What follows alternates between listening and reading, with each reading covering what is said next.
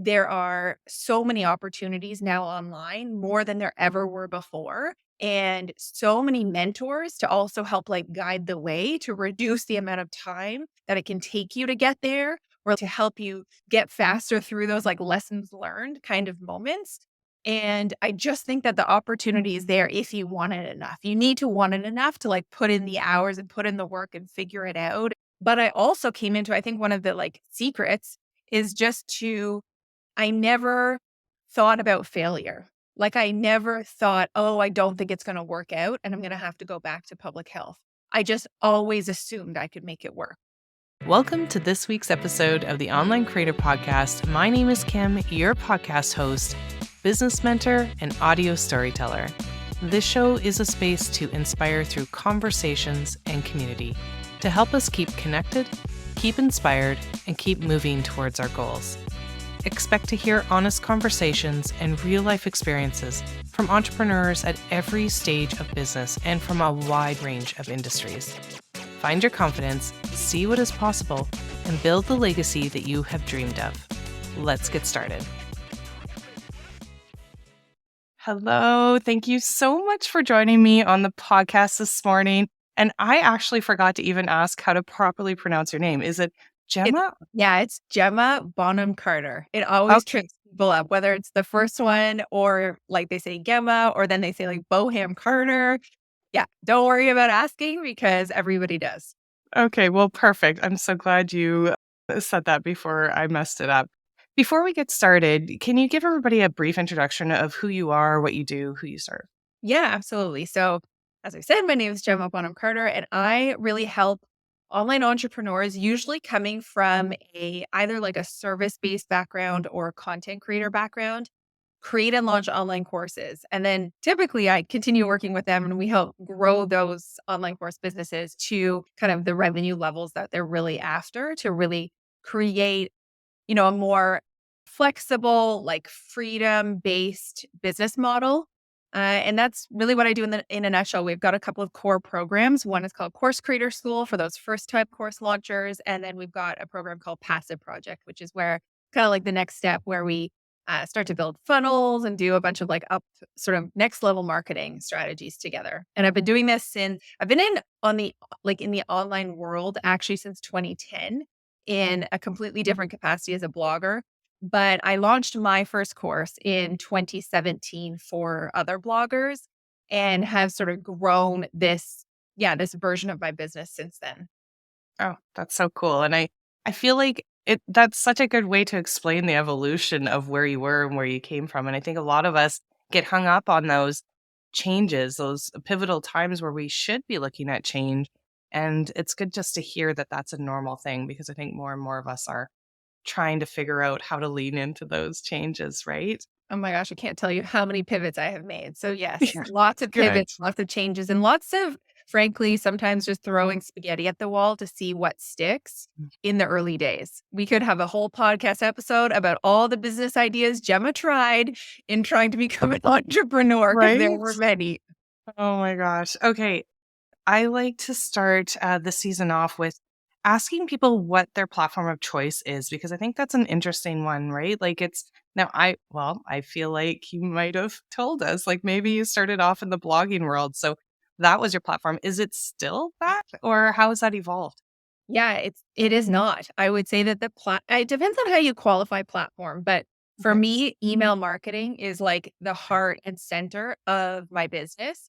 And so my answer would always at this point, and it has been probably since 2018, is email. It's where I connect I have my biggest number of like followers or subscribers on there.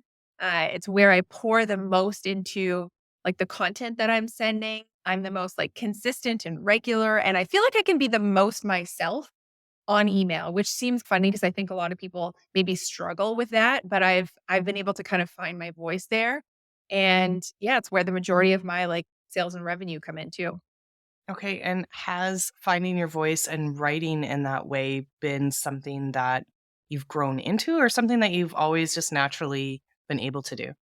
I mean, I think I definitely grew into it. And this is probably where those early blogging days really helped me out. I go back and look at my earliest blog posts, like, it's horrifying to go back and look at those. They're so, badly written. I just didn't have a clue of what I was doing. And so that was actually an early lesson on that blog was actually more tutorial based around like home decor and DIY projects. So I really figured out blending tutorials and kind of my fun personality and bringing those things together because it was like a diary style blog, but it was still teaching. And I think finding that balance meant that when I did transition into becoming like an online business strategist and I started sending emails, while I didn't nail it from the beginning, it was that same idea of, okay, I actually want to blend like educational value emails with my personality. And how can I bring those two things together so that I can create emails that are entertaining, but also make you want to stick around and stay subscribed because you're actually learning something that's going to help you grow your business. And so, Yeah. yeah, it was always an evolution and a learning process, but I do think like blogging actually gave me, an early upper hand in that. I think there's an absolute art to that, but I'm glad you also said that it was a bit of a trend, a bit of a learning curve. And I say that to all my clients too who are wanting to start off with podcasting. And I'm like, your first few are not going to be fun. They're not going to be great. It's something that you have to practice. And it's just like anything, right? It's a muscle that we need to practice. So Yeah. I'm And I glad to hear remember that. someone saying to me, like, if your first, whatever that might be, fill in the blank. So for Right. in this case, if your first podcast episodes aren't horrible, like Right. it's you started too late. Like they should be embarrassingly I love bad that. because you just went for it and Mhm. started instead of waiting like 6 months, 12 months, 18 months, 5 years to like perfect the idea or whatever it is that you wanted to start. Yeah, I love that because that's a good reminder of just, just starting somewhere and stop getting caught up in the perfectionism of it all. That's so great. And I would love to hear now how you've transitioned or I guess been able to continue a lifestyle business. And what does actually a lifestyle business even mean to you?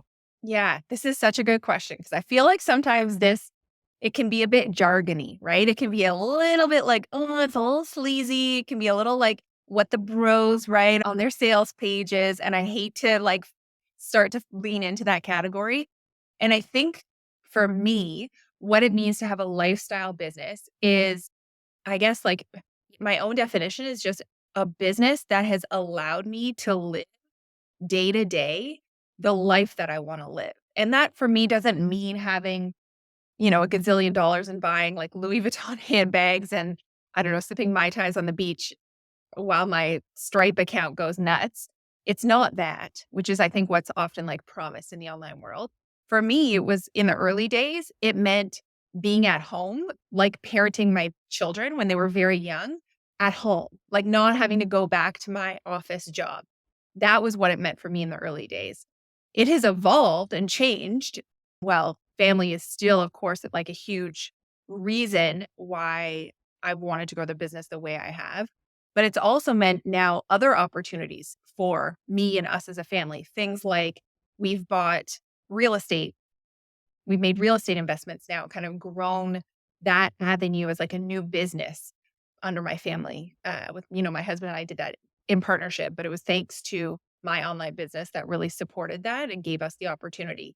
And I think we're going to talk about this in a little bit, but I've now also moved my family to France. We're based in Canada, but we moved to France for a year so that my kids can go to French school. We can all improve our French and just have like an experience. And that really, when I think about like a lifestyle business, that's really what it means. Is like when I put on paper of what does that dream day look like, or what is it that I want the year to look like, or what are the goals that we have?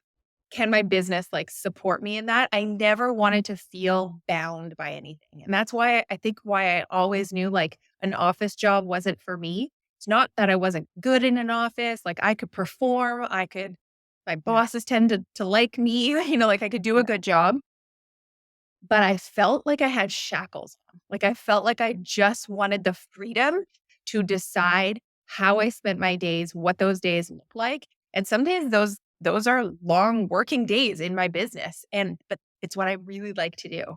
And other days it's like me picking up my kids early from school so we can like go to the movies or do something silly together. So that's my very long-winded answer. But I hope that sort of paints a picture of where I was coming from.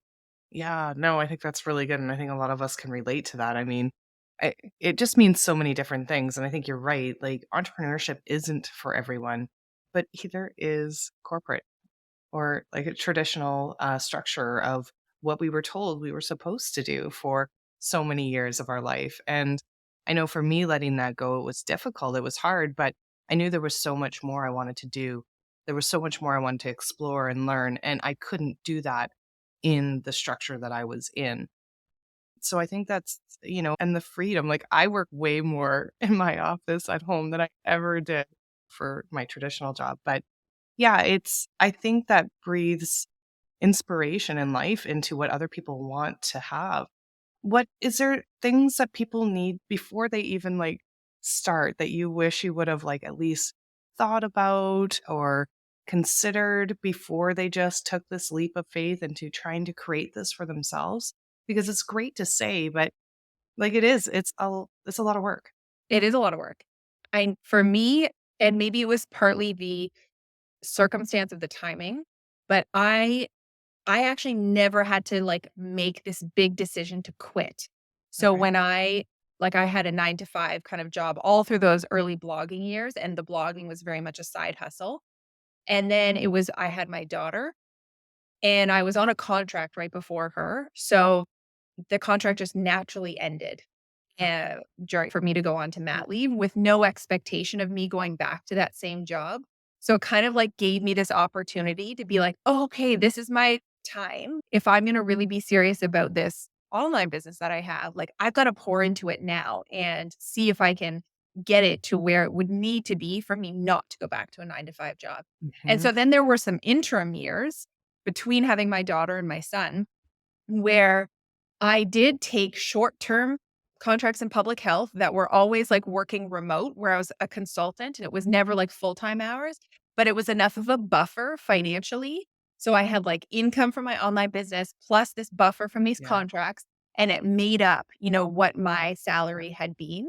And then just over time, I was able to shift it so that my online business was making more and more, and I could realistically not take any more contracts on. And so by the time I had my son, I went on mat leave and then never took a contract on again after that. And so I think the reason why I'm telling you this is like, I'm actually not one to be like, hey, we're just going to like up and quit our jobs and Hmm. assume that the money is going to flow in because I'm manifesting it. No offense to the manifestors. I love a No. good manifestation or Yeah. like journaling moment, but like I'm extremely practical and kind of, I wouldn't say risk averse, but I don't want to feel like worried, from a Right. financial point of view. So I Absolutely. think if there's any way to grow something while you still have income coming in from another source, and so you can make this like shift over time, because to your point, Kim, it's not immediate. You're not going to be making huge sums of money in month 1, month 6, or even month 12. Like it could take some time to build up that traction. And there's certainly some learning curves. And then the other thing I would say, and this might sound funny coming from someone who teaches people how to do online courses, is I wouldn't start with an online course. So like people often come to me and ask me if like they're the right fit for my programs. And when people do that and they have no business yet, like there's no online presence, they haven't really done anything, like the answer is no, because launching a course is something you layer into a business later once you have a bit of an established audience. It doesn't need to be huge, but you need to have some. You need to have had an online presence. You need to either be a content creator or have delivered some services before. So you just need Mhm. to have done some of this stuff before. And so I would actually say if you were starting an online business, the best thing is to start with one-on-one services, like from a financial point of view. If you want to get to a certain financial place and you're just looking to quit your job as soon as possible, then start with services because it's just more clear. You could book out a certain number of clients, charge a certain amount, and make a certain amount of revenue right off the bat. And now I'm really going on a tangent here, but it doesn't matter, in my opinion, if that service is like the thing you want to build your whole business around, or it's the same thing you want to be doing 5 years from now. You might start by just getting your business off the ground, but let's give an example. I know so many people who got their businesses off the ground by either offering something like social media services or Right. copywriting or something of that nature. Now, were they head over heels in love with providing social media services or copywriting? No, but it Mhm. like gave them the paycheck that they needed to then sort of build up more of a personal brand and take the business in Yeah. the direction they really wanted to go in. Does that make sense? Yeah. Yeah, it totally does. It's like easing into, you know, the online space in Yeah. any way, shape, or form. And I 100% agree with the advice you gave. And that's what I did as well. I'm way too practical too, because that's how I was taught and raised, right? I mean, like I said, you stay in those jobs. You graduate, you get that degree, you stay in that job till you can pull out a full pension. And when I decided, it was during those COVID years, like most of us, to learn some new skills online. And then once I got a taste for, oh, I can actually do this and I can bring a lot of these skill sets to this space. But I needed to build a foundation before I was able to quit that full time. But yeah, it's nice to be able to ease into leaving that structure and then also building up a structure that works for you on the space.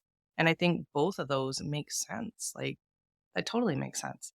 So let's dig into the exciting part. Like when you decided that, I'm sure you talked to your husband and you were like, okay, like I've got this idea, or did you figure it out together? And how did that evolve? And what does that even look like to be able Okay, to wait. move Are your we family? talking about my business or the move to France? Move to France. Let's talk about Okay. that. Okay. So, how did it come about? Should we start Yeah, there? let's start there. Okay. Well, I mean, it really came about in the very early stages of my relationship with my husband because we were both brought up in families that traveled. My parents traveled for their work as research scientists, and I was an only child. So I was Cool. often just like tag along to like conferences around the world. And then my husband, he grew up in a family where his dad did international development work. So they were often doing trips as well. So we both had this desire for travel and this like value of travel early Mhm. on in our relationship and always kind of talked about, hey, even when we have kids, I want to really make sure that like we keep Yeah. doing this. And so he and I traveled a lot in the early stages of our relationship. Like we lived in New Zealand for a bit. We went and lived in London, England for a year. We were just sort of we did 6 months in Southeast Asia. We were always making the most of travel opportunities. So we had kids. And of course, those were like years where you have to well, you don't have to, but it was easier to like hunker down in your own home and have your family Yeah. around for support and your friends, your network. And then as we're coming out of those like baby years, felt like, okay, we'd love to do another year abroad. Like we'd done that 1 year in London, England when I got my master's degree. That was just pre-kids. And we were coming up on like the 10th anniversary of that year. And we'd sort of always said to each other, like, wouldn't it be cool to do one every 10 years at least is a year abroad? So we were coming up to that anniversary and you know what happened? Like the world Mhm. shut down with the pandemic and we weren't like planning on going in that year or anything, but we'd been talking about it in the relative near future and we realized, wow, okay, the world can change on a dime. Life can change on a dime. And so we need to like act quickly when the time is right to do something like that. And so as the world like opened up again, we felt safe again, we started to talk about it and realized also like our kids, kids grow up quickly. And our daughter she was going into grade 4. Our son was going into grade 1. And we sat on the dock at my parents' cottage one late August evening. And we're like, I think it needs to be next year. Like, if we don't go next year, if not now, then when? It was one of those things. And so I literally opened up Google Maps and we knew we wanted it to be France because of the French language piece. Although we talked a bit about Brussels because they speak French there as well. But I really wanted the nice weather of the south of France. So we just kind of like cut France in half and started to just look at the south of France, like identify the towns or cities that might be good. And then started to just go through a process of elimination of figuring out where in France we might like to live. And then at the same time, just started to put the wheels in motion of what that would look like. So what would that look like from the perspective of my husband's job, who like he still works in a 9 to 5 for government as a consultant. In the end, it turned out like him taking a sabbatical year was the best option. So we did that, but there was like a lot of discussion from that perspective. We had to like rent our house at home. We had to find an apartment here, which we ended up in a town called Aix-en-Provence, which, oh my gosh, I could not have picked a better town. Like it's absolutely perfect Right. for us. You know, we had to like think about our car and pack up our stuff in our home. We had to get visas. We had to figure out the kids' school here in France. I can't even tell you how much paperwork they do in France here. Like all the bureaucracy is kind of nuts. So Mhm. it took that year to like really get all of the ducks in a row to be ready to go. And so while it was maybe at times like a little overwhelming, it was also so exciting to think about. And really, we never would have been able to make it happen if it weren't for my business. I mean, or maybe we could have, but it would have been totally different. Like it would have been us trying to find a job in another country For sure. and then having the partner tag along or, you know, just something. Yeah. This has just given us the flexibility to be like, yeah, we can work from anywhere and be anywhere. And my husband taking a year sabbatical, like we can manage that financially because of the business. So it opened up a lot of doors for us to do this. Yeah, I think the whole process sounds exhausting, but also super exciting. So you saw the goal, you knew what had to be done, and then you gave yourself that time.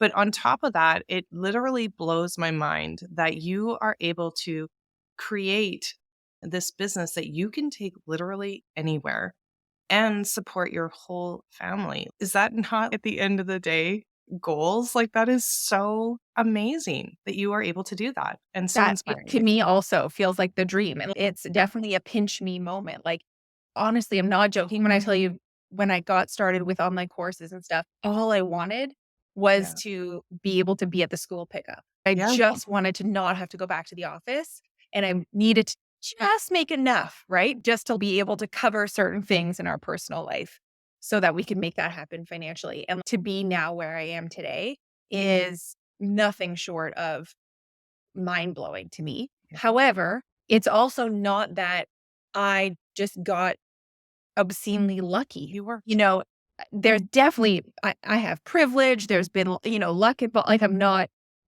dismaying that whatsoever. Like a white woman from a comfortable background, like there's a lot of privilege for sure that I definitely want to take into Yeah. account. However, it's possible. What I mean by saying that is possible for you to do this. Like it's not, there are so many opportunities now online, more than there ever were before. And so many mentors to also help like guide the way to reduce the amount of time that it can take you to get there or to help you get faster through those like lessons learned kind of moments. And I just think that the opportunity is there if you want it enough. You need to want it enough to like put in the hours and put in the work and figure it out. And, you know, I've spent many hours in front of my computer just kind of Mhm. figuring out this whole digital marketing thing. I did not come into this with like a marketing background, like, you know, Yeah. academic marketing background or anything like that. So for me, it was all really new. But I also came into, I think one of the like secrets is just to feel like I never thought about failure. Like I never thought, oh, I don't think it's going to work out and I'm going to have to go back to public health. I just always assumed I could make it work. And I think that like kept me going. Yeah. That's kind of like me too. That isn't an option. This is it. And Yes. I hope that's what people take away and hear though as well is that to set yourself achievable goals because you started with just wanting to be there to pick up your kids. And I Yeah. think a lot of us start with those, like mine did too. Like, I'm just going to make enough to supplement what I was making so that I can contribute what I was contributing because I always will need to be a contributor, Yeah. always. And then, then the next goal comes, right? And you're like, okay, I'm going to step this up. But I think that's important for people to hear because you're not going to go from 0 to 100 like That's right. today or tomorrow, but those gradual milestones will get there as long as you place achievable goals that, are doable and then work towards them and seek help if you need it. And I think that's the other important piece that you said as well. There's tons of mentors out there that have already walked that path. Figure out what the right fit is for you and what direction you really need support in, and then lean into that and be okay with that and be okay with asking for help because that's the other thing. It's hard to invest in ourselves. A lot of us are scrappy when we're starting out here because we have to be, Mhm. or because we're just like, we can learn this, we can do this. But Yeah. it takes us a little longer. And then we're like, oh my gosh, like how many months have gone by? It's already what? And, I know. we're into 2024. So if there's some serious goals that you want to achieve this year, figure out what it's going to take to get there. And I think that's really important. Workplay is the last branding solution you will ever need.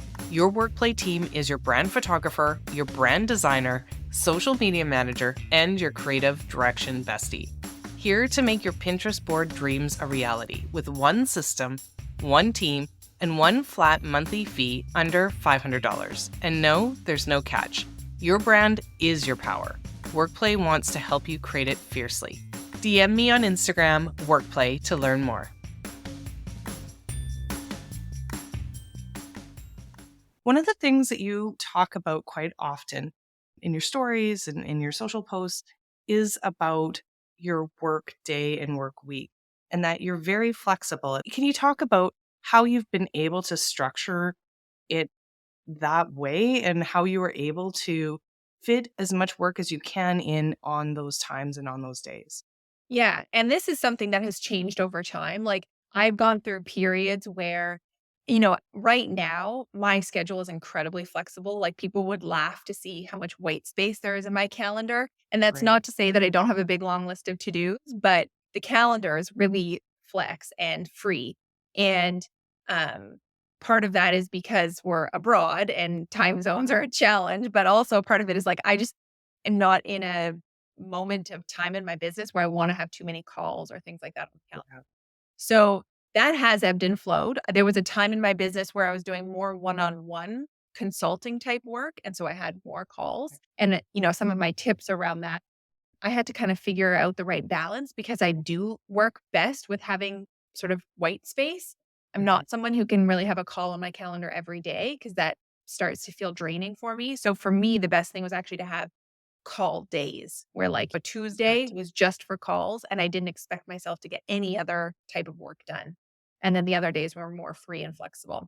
So that has ebbed and flowed over years. And it's also about finding what works best for you. I Right. know now how I work best, where I work best, and I've been able to play with my schedule to allow for that. And so for me, it's really important to have, yeah, lots of white space in my calendar. I work extremely efficiently when I am working so that I can have more time in the middle of my day to go for a walk or so that I can go, I love to go do a workout class after we've dropped the kids off from school. So I don't actually get started often until 10 a.m. And then I don't work after we pick up our kids at 4 o'clock or whatever that might be. So, and we take a big long lunch in the middle there. So it's, my hours are, Really are important. short and my Yeah. hours are shorter here in France than they've ever been because kids don't go to school on Wednesdays here. So all that to Right. say, like the hours are tight. And my husband and I are often laughing, being like, oh my gosh, like how much can we fit into these next 2 hours? Like we've got to just be like head down and go. And I think actually sometimes while we've been here, that's actually been a very interesting challenge. And while I used to task switch a lot, I used to jump back into my email inbox just to check what's going on and Yeah. then go back to my, things that I'm working on. I would have way too many tabs open on my calendar or on my browser. I would pick up my phone and scroll Instagram. Like I Yeah. think we can all be Yeah. guilty of doing that. And I can't here. Like I really can't. I do not have the time. So I don't Mhm. even have my phone. I'm sitting right now in our little guest room, which I've sort of used a desk in the corner here as an office. And I don't Yeah. even bring my phone in here because I cannot get distracted by my phone. And I have the most simple, and I'll hold it up. Wha But what you're like No not seeing way. is like this simple page Yeah. of like, here are Easy the to do. must do's for this week that either it's like things that are like very much like due, like there's time Yeah. sensitivity to them, or they're just things that I know, okay, I have a bigger goal and I've broken it down. And I know that this week I need to get these two things done in order so that a month from now I'm hitting that goal that I wanted to Yeah, that hit. makes sense. And Yeah. so on Sundays or Monday morning or whatever, I write this list Yeah. and I'm not perfect every week, and I had to also learn like this was way too long in the beginning. And Yeah. I had many weeks of not finishing everything and then feeling guilty about that. And Yeah. so more or less learned what is doable now in a given week. And I'm just ruthless with making sure my time is used incredibly effectively because I know the reward. And the Yeah. reward is like me getting to walk out to Taking a time. cafe and sit in the sun Oh, and, 100%. Yeah. have a cafe with my husband and just watch Yeah. like people watch or read my book. Oh, I love reading fiction. And Yeah. so I just want to go be outside and read. Well, and I think a lot of us overcomplicate the whole scheduling and planning, right? Because we've learned all these different techniques. We're like, okay, we're going to try this and we're going to try that. Figure out what works for you and Yes. just start doing it. And even if it's like, I know lots of people say, if you have all these things to do in the week, prioritize like every day, just three things.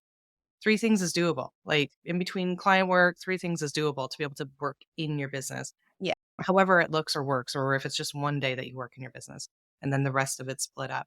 But yeah, being able to be focused and laser focused, like you said too. Oh, I got to work on that because I get It is so easier said distracted. than done. It's hard. And, like, Yeah, I still struggle with it. It's really hard, but but I think once knowing the you it's reward. like one of those psychology experiments because it's like Mhm. once you get the reward of being like, "Oh my gosh, like, I did all of that in just an hour and 15 minutes," like, amazing. You Yeah, remember how that feels, and then you yeah, want to do it again, right? 100%. I have to ask. I'm just so curious. Your husband's on a sabbatical, but is he helping you in any way in the business? Oh, yeah. Are you Yeah, kidding? yeah. I Well, I'm just curious. I'm 'Cause way sometimes too, I'd be like like, yeah, I'm this is way not too my jam. selfish to be like, "Oh, yeah, you go off and just have let your Yeah. best, Oh, like, God, easy doing or was that nothing, and I'm hard? gonna be here on my laptop."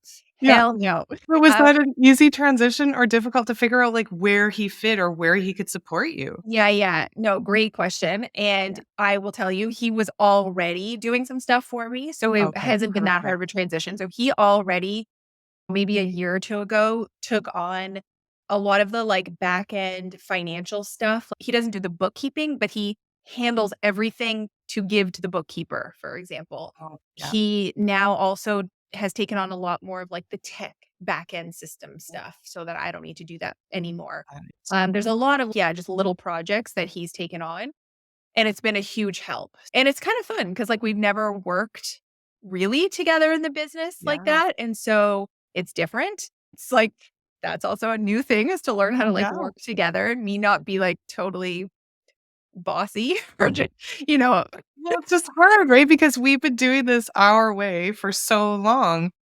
Having support, I think a lot of us do have those, partners that are wanting and are curious, but just not sure how to step in and for us to allow that too. 'Cause I'd be just like you too. I mean, what a great opportunity though that you guys have this year to be able to really see how this partnership can work in the business. Yeah. And if it's something that you guys continue, who Yeah, knows? and to see, like, whether he enjoys it, because Yeah, that's he had exactly a right. really, like, successful career at home and Yeah. could absolutely go back to that when we do move back to Ottawa, so it'll be up to him really to figure out, yeah, what his next moves are, and I will say on the down low, he's working on something that could be pretty fun in my business, which involves, like, building an app. We're still in the very early stages of it, but if that came to fruition, then I mean, basically, he would have built himself his own job because Oh my I'm god, sure there'll be, like, so absolutely. much, like, management and stuff related to Yeah. the app afterwards, but it'll be a whole new line of revenue. So, yeah, time So will tell. cool. Oh, I can't wait to hear about that. Okay, so I know we reached around that time frame. But before I let you go, I absolutely need to hear because I know funnels is your area of expertise. It's something that you've really been able to propel and support your clients with. I just need to know what you're seeing in the landscape for 2024 with funnels.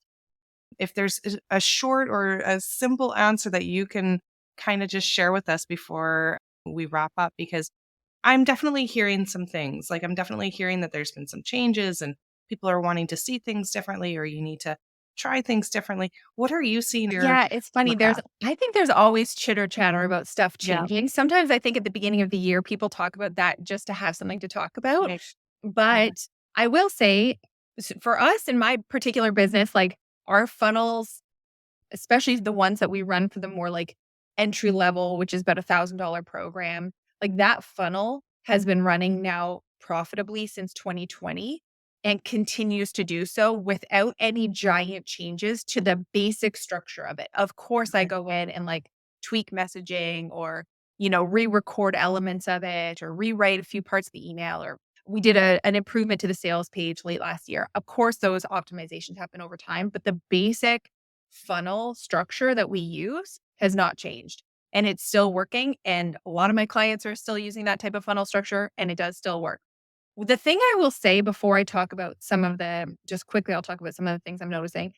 One thing that I think gets missed in the conversation around evergreen funnels a lot is the conversation around what is it that you're selling? Because there's a lot of people who come out here and talk about evergreen funnels and they talk about their one secret funnel that's like the answer to, Right. it's going to unlock all your success.